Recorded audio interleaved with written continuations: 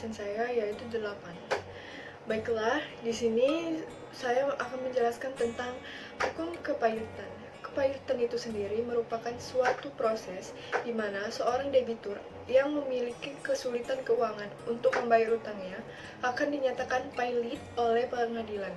Dalam hal ini disebut pengadilan niaga. Nah, dikarenakan debitur tidak dapat membayar utangnya, harta debitur dapat dibagikan kepada kreditur sesuai dengan peraturan perundangan yang berlaku.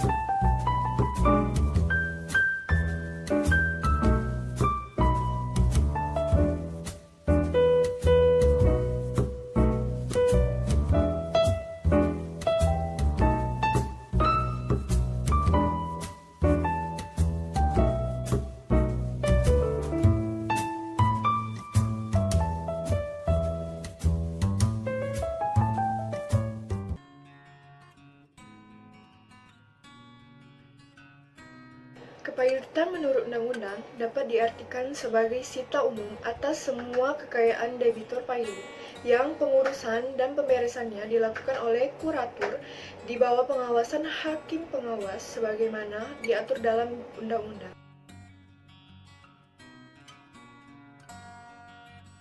Di sini saya juga mengambil pengertian kepailitan menurut para ahli, yaitu Bapak Kartono. Menurut beliau, kepailitan adalah suatu sitaan dan eksekusi atas seluruh kekayaan si debitur untuk kepentingan semua kreditur-krediturnya, yang pada waktu si debitur dinyatakan pailit mempunyai piutang dan untuk jumlah piutang yang masing-masing kreditur miliki pada saat itu.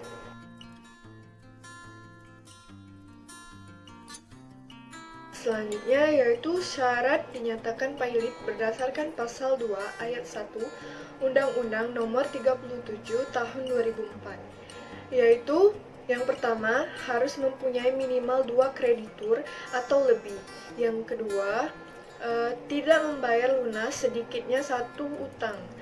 Yang ketiga, utang tersebut telah jatuh tempo dan dapat ditagih. Dan yang terakhir yaitu permohonan pailit bisa atas permohonan 1 atau lebih krediturnya.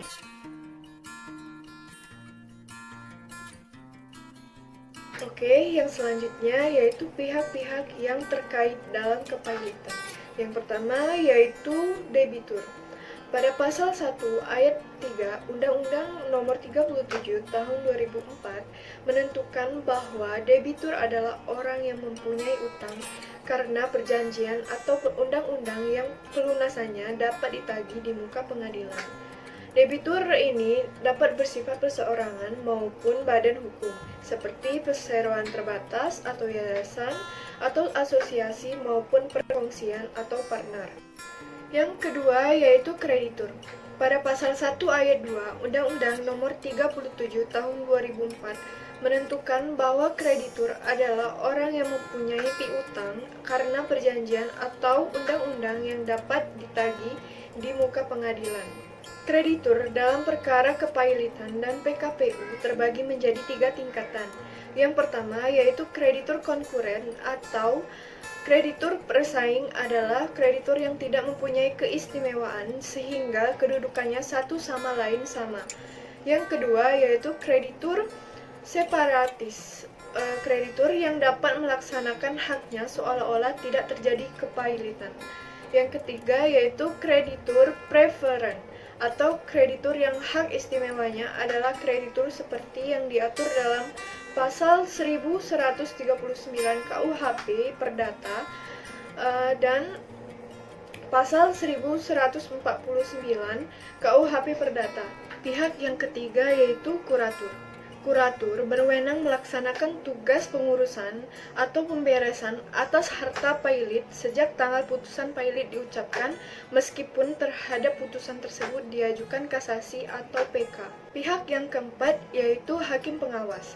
Keberadaan hakim pengawas ini mutlak dalam penyelesaian kepailitan, karena seperti diatur dalam pasal 56 Undang-Undang KPKPU yang sama dengan ketentuan pasal 64 yang tidak dicabut atau diubah Undang-Undang Nomor 4 Tahun 1998 tentang kepailitan dan PKPU. Pengadilan wajib mendengar pendapat hakim pengawas sebelum mengambil suatu keputusan mengenai pengurusan atau pemberesan harta pailit. Pihak yang kelima yaitu advokat. Advokat adalah pengacara atau ahli hukum yang berwenang bertindak sebagai penasehat atau pembela perkara dalam pengadilan. Dalam pengajuan permohonan perkara kepailitan, diharuskan menggunakan advokat atau pengacara sebagaimana disebutkan dalam pasal 7 Undang-Undang KPKPU. Pihak yang terakhir yaitu panitera. Panitera bertugas menyelenggarakan administrasi perkara, membantu hakim pengawas dengan mengikuti dan mencatat jalannya persidangan, membuat daftar perkara-perkara kepailitan yang diterima di kepaniteraan, dan membuat salinan keputusan menurut ketentuan undang-undang.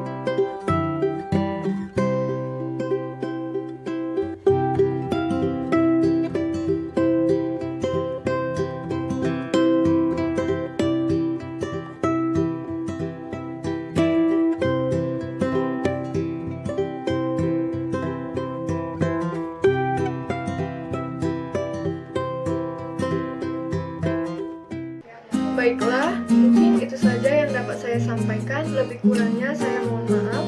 Kepada Allah saya mohon ampun. Terima kasih atas perhatiannya. Saya akhiri. Wassalamualaikum.